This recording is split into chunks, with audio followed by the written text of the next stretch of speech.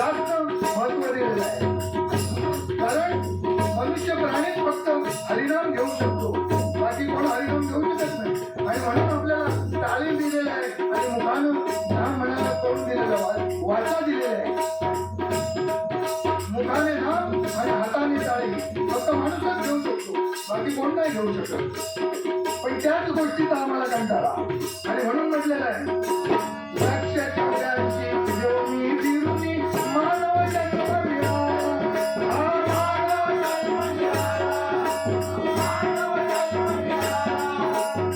जीवनाचे होईल सार्थक विसरू नका आई बापाला.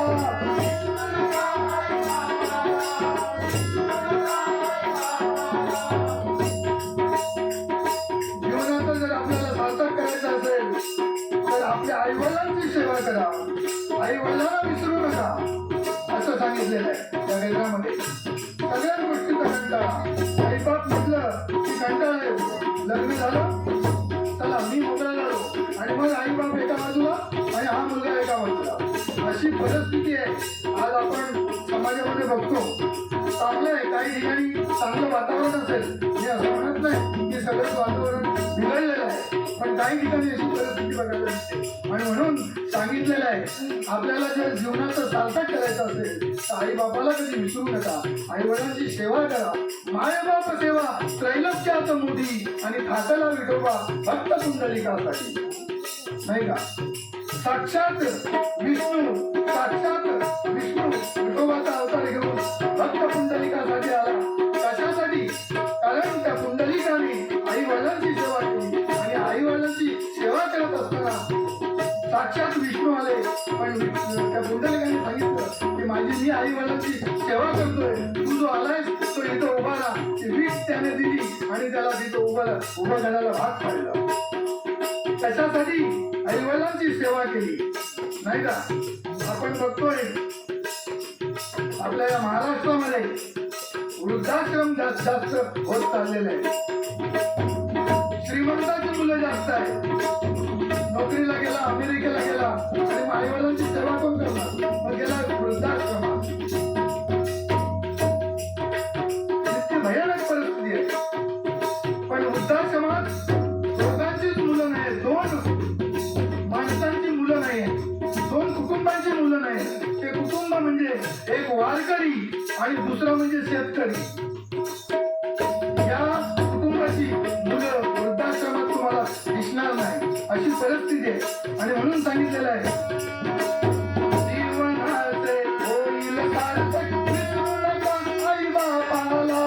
विसरू नका आई बापाला. देवाचे रूप घरात असतं, देवाचे रूप घरात असतं, बाहेर शोधीची कोणाला. मी सांगतो आता विसरू नका आई बापाला.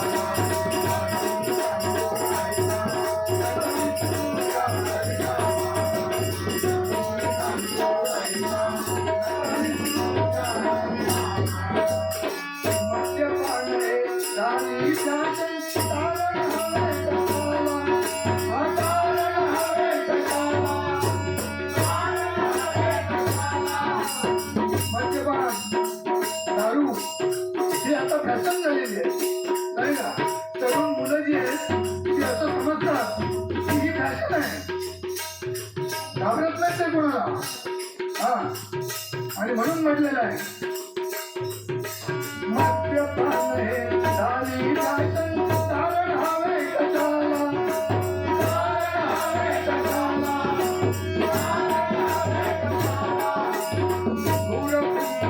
खाऊनी गुटखा संपविकारे स्वतःला, संपविकारे स्वतःला, संपविकारे स्वतःला.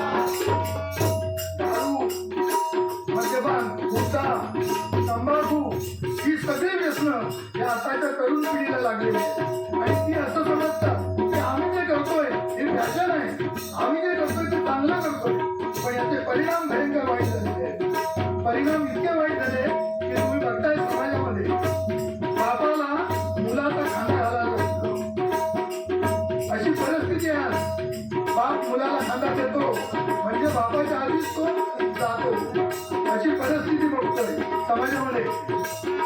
दूर फुंकून ठाकून संपवितावे स्वतःला, संपवितावे स्वतःला, संपवितावे स्वतःला.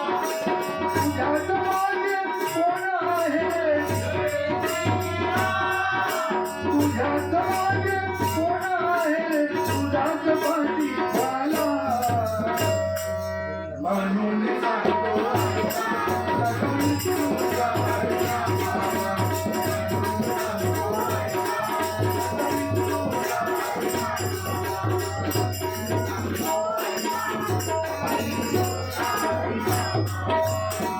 आता राहिली नाही कोण संवादाची ओढ, संवादाची ओढ, संवादाची ओढ. वाटे प्रत्येकाला आज मोबाईल गोड, मोबाईल गोड, मोबाईल गोड. मोबाईल आता जमाना सुरू झाले आणि प्रत्येकाला मोबाईल गोड लागतोय. संवाद संपलेला आहे नाही का, पत्रलेखन संपलेलं आहे. घरातल्या घरात संवाद नाही, चॅटिंग चॅटिंग चालू आहे. मुलगा तिकडं, आई इकडं, बाप तिकडं, कोण कोणाशी बोलत नाही. हा, आपण युट्यूबला बघतो ते काय काय चाललेलं असतं, आईचं लक्ष नसतं, मुलगा इथे काय वाटेल ते करतोय. भयानक परिस्थिती आता आपल्याला बघायला मिळते. लहान मुलांना चष्मे लागले, डोळे बाद झाले मोबाईलमुळं. आणि आताची आई सुद्धा त्या मुलाला रडायला लागला की त्याला मोबाईल देते. मोबाईल दिला की तो गप्प राहतो, त्याला पण ते जवळ गप्प राहण्यासाठी आताची आई काय करते, त्याला मोबाईल देते. मग तो मोबाईलवर बघतो. एवढंच काय, भरवताना सुद्धा त्याला मोबाईल लागतो. पण तो मोबाईल दाखवला नाही तर तो जेवत नाही. अशी भयानक परिस्थिती झाली. मोबाईलची सवय आपणच लावून दिली, इतकी भयानक परिस्थिती आहे. आणि म्हणून म्हटलेलं वाटे प्रत्येकाला आज मोबाईल गोड, मोबाईल गोड, मोबाईल गोड. सेल्फीसाठी धडपड करती, सेल्फीसाठी धडपड करती, सारे मुक्ती झाला. म्हणून सांगतो आता मी तुला